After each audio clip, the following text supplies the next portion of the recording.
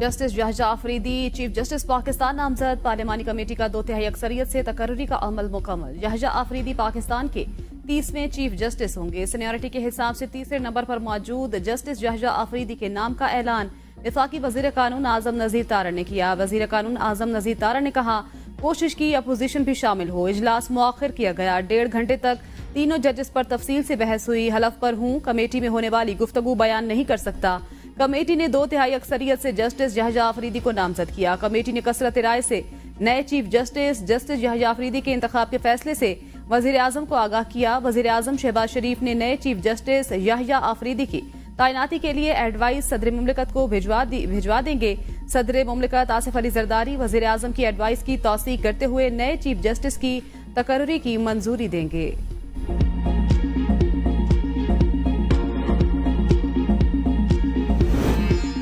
डेरा इस्माइल खान में पैदा होने वाले जस्टिस यहया अफरीदी ने 1990 में हाई कोर्ट के वकील की हैसियत से प्रैक्टिस शुरू की।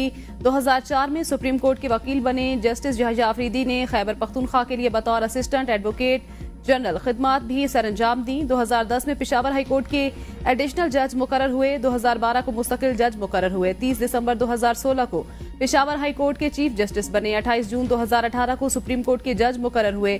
सुप्रीम कोर्ट में मुख्तलिफ मुकदमात की समाअत की और कई लार्जर बेंचेस का हिस्सा भी रहे। मखसूस नशिस्तों के केस में इख्तलाफी नोट भी तहरीर किया। जुल्फिकार भुट्टो की फांसी के खिलाफ सदारती रेफरेंस पर सुप्रीम कोर्ट के 9 रुकनी लार्जर बेंच ला का हिस्सा भी रहे। Supreme Court practice and procedure ordinance 2024 की 3 रुकनी जजेस कमेटी में शामिल होने से माजरत की थी।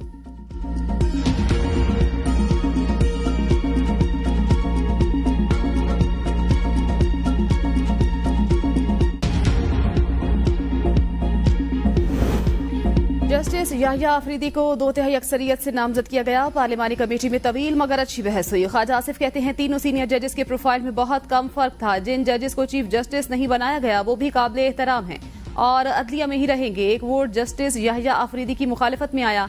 कहा, हमने तय किया कि कमेटी की बहस को बाहर नहीं लाएंगे।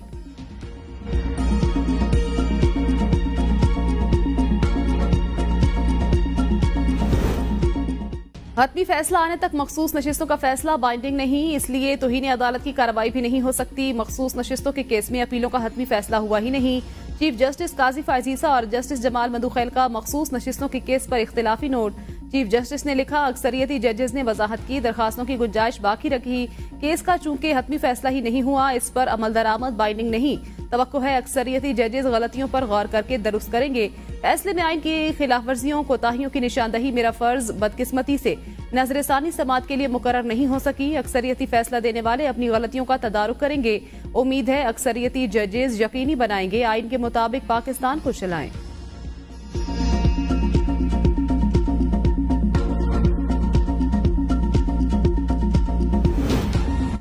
बैरिस्टर गोहर की जेर सदारत तहरीक इंसाफ की कोर कमेटी का इजलास। मुल्की सियासी सूरत हाल और आईनी तरमीम बारे तबादला ख्याल। जराये के मुताबिक पार्लिमानी कमेटी का हिस्सा बनने पर तबादला ख्याल। बैरिस्टर गोहर कहते हैं, तहरीक इंसाफ खुसूसी कमेटी के इजलास में शिरकत नहीं करेगी। स्पीकर ने मुझे बुलाया। एहसन इकबाल और कामरान मुर्तजा भी शरीक थे।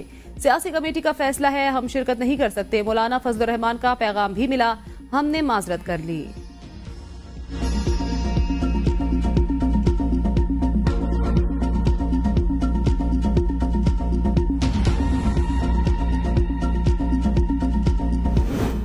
पीटीआई की हिमायत ही जस्टिस मंसूर अली शाह के लिए मुश्किलात का बायस बनी। जस्टिस यहया अफरीदी किसी ग्रुप बंदी का हिस्सा नहीं रहे। राना सनाउल्लाह कहते हैं, जस्टिस यहया ने खुतूत, इख्तिलाफी नोट्स, इन चीजों से खुद को दूर रखा। काजी फायजीसा बहुत ईमानदार और दलेर जज। जस्टिस काजी फायजीसा का आज का नोट बतौर सीनियर जज है। वकला का पीटीआई हिमायती ग्रुप तहरीक की बातें कर रहा है। बीएनपी के सेनेटर्स ने जमीर के मुताबिक वोट दिया और अख्तर मेंगल को भी राजी किया। लॉबी में बीएनपी सेनेटर्स अख्तर मेंगल ने बात करने से इनकार किया। Justice Mansoor Ali Shah chief justice ना बने तो एहतजाज करेंगे। आईनी तरमीम नहीं मानते, ये आजाद अदलिया पर हमला। इस बार पूरा मुल्क ब्लॉक करेंगे। वजीर आला खैबर पख्तूनख्वा अली अमीन गंडापुर का ऐलान। पेशावर में मीडिया से गुफ्तगू करते हुए कहा, आईनी तरमीम के लिए वोट देने वालों को पार्टी से फारिग करेंगे। बुज़दिलों की पार्टी में कोई गुंजाइश नहीं। हमारा लीडर बेगुनाह जेल में कैद। नैब सिर्फ इंतकामी कार्रवाई का निशाना बनाता है। अशराफिया खुद को महफूज बना रही है, इदारे नीचे जा रहे हैं। चीफ जस्टिस ने इजाफी नोट में कहा, ऑर्डर बाइंडिंग नहीं। बैरिस्टर अकील मलिक कहते हैं आईनी तरमीम में पूरा प्रोसीजर दिया गया है। पीटीआई वाले चाहते हैं मौलाना फजलुर रहमान उनकी नुमाइंदगी करें।